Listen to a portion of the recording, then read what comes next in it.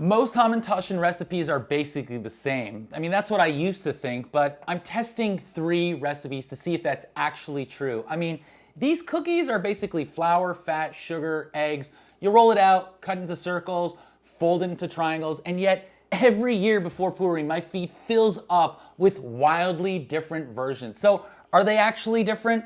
I mean, do these small shifts in flour, fat, and sugar, even baking powder, do they really change the cookie? And with Purim around the corner, here are 3 recipes I'm testing. Now, first is this viral one that uses an unusual technique. Now, instead of rolling out the dough and then sort of cutting it into circles, you roll it into this like big log and then slice it. And I've never seen that done for a hamantashen.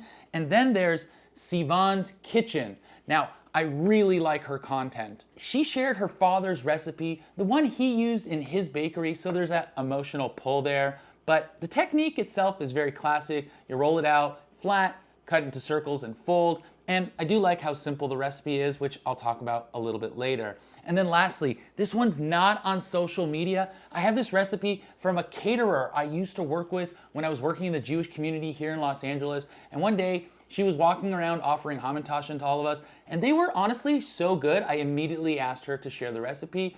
It has been almost 2 years and I haven't made them, so thank you, Liron, but we're finally doing it. Now, just to give you a quick overview, some of the differences was in the amount of flour, the differences in how much eggs they use, like whole and yolks, and then there's like the slight difference in butter, and only 1 used baking powder. So I made all 3, same fillings, same bake, side by side, and let me share my thoughts at the end, and I'll tell you which one I'm making with my kids this Purim and share that recipe afterwards. If you want to bounce after the taste test, just let me know what your favorite hamantashen filling is. My wife says it's apricot and poppy seed, they're the best, but I like strawberry. What say you?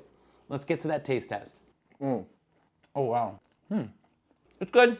And now with the taste test over, I'm going to summarize everything. I'm not going to lie to you, my whole family ate all the hamantashen. That's all that's left over, and we gave a bunch to our neighbors and some of my kids' teachers. But before I tell you which one I'm making for Purim, let me share with you a few numbers because the differences are small, but they matter. We're talking percentages of butter, sugar, and eggs, these tiny shifts. And in baking, they kind of add up. And if you're looking at a recipe, you hopefully will notice these things. Now, the viral log version, which made about 28 hamantashens, very small ones, had the highest butter percentage and used 2 yolks instead of a whole egg. And you can feel that. It was very tender, very rich, almost shortbread-like. Like it felt sandy in the mouth, and it crumbled easily in my hands. Now, that's not a bad thing. It's just a very delicate cookie. The technique itself is clever. Rolling the dough into a log and slicing it makes it really easy to churn out little discs quickly. But I honestly wonder if you can just do that with any recipe. The only thing is they were smaller than expected. Part of me wonders if I should have made the log like shorter and fatter, but then maybe I would have ended up with fewer cookies. Maybe I needed to like double or triple the recipe, but that is just a lot more work, and that's the trade-off. If you like smaller, richer, more shortbread style hamantashen, this recipe is very appealing. Now, a note on fillings. Smaller hamantashens are hard to fill, and it's hard to put a decent amount of fillings. Now, I used apricot and poppy seed filling from a can, and then I used my homemade strawberry jam, which I reduced and add a little bit of a cornstarch slurry to thicken it up. But I did make a tahini chalva filling, which my family absolutely loved. It's less sweet, but that was a hit. And then I did make a chocolate ganache, which I honestly don't recommend. But I think bigger hamantashens are a little better, and that brings us to Liron's recipe. Now, Liron's recipe, which made about 19 cookies, was probably the easiest dough to work with overall. Rolling out was just easy. It felt balanced. I think the lower butter percentage with more flour helped with that. It had the most egg, 1 whole egg and 1 yolk, and it was the only one with baking powder. Now, I'm not sure how dramatic the baking powder effect was. It did give it a little slight puff. You probably could just leave it out.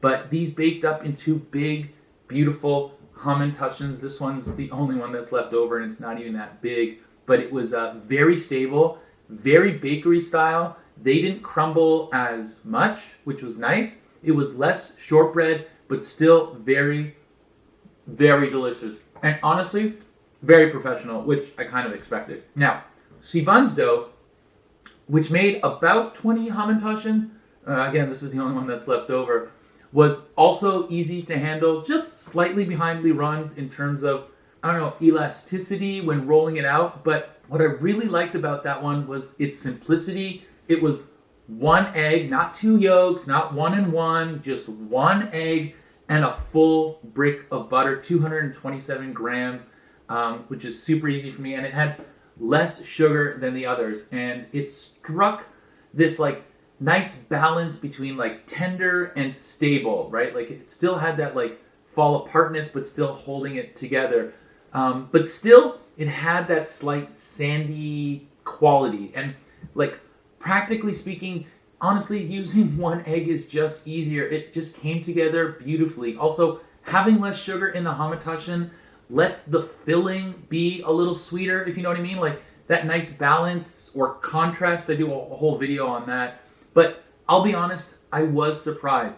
Not because I don't love Sivan's content, but because I've always had a soft spot for Liron's recipe. They are fantastic caterers. They're such good people. Their food is so good. And Liron's hamantaschens were amazing. But Sivan's cookies really left an impression on me after this test. And if I'm choosing the one I'm going to be making with my kids later this week for Purim, if you like smaller, very rich cookies, go with that viral log version. But if you want big, beautiful bakery style, try Liron's. But for me, this year, the winner is the higher butter, lower sugar, middle-ish egg Sivan's recipe. And here you go. All right, to a KitchenAid mixer or food processor. Honestly, it's my first time using a food processor for this, and it was super easy. Grab 227 grams or 1 8-ounce brick of room temperature butter. You need the butter to be soft when using the food processor.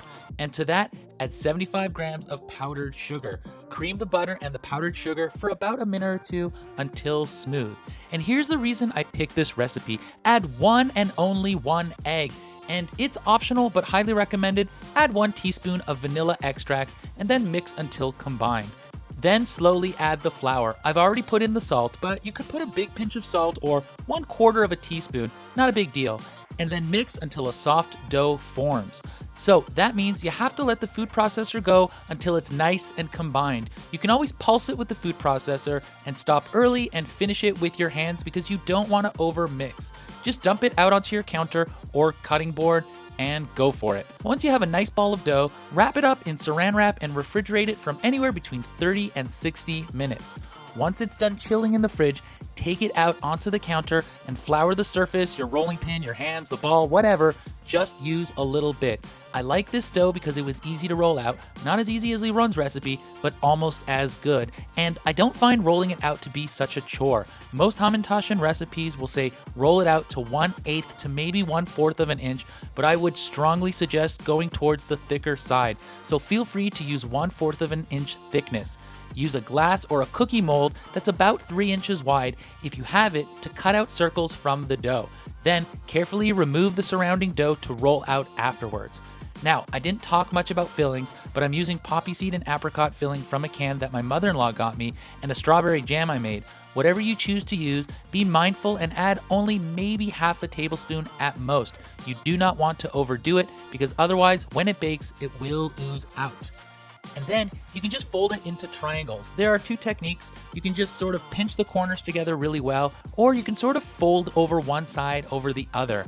Once that's done, you want to place them back onto the tray and then chill in the refrigerator for 15 to 20 minutes. I'm preheating my oven to 350 degrees Fahrenheit. Now, Sivan's recipe said up to 15 minutes to 350 degrees until slightly golden at the corners, but I had to bake these for about 17 minutes, so just keep an eye on your oven and your cookies. Let them rest on the tray for 5 to 10 minutes and enjoy. Happy Purim.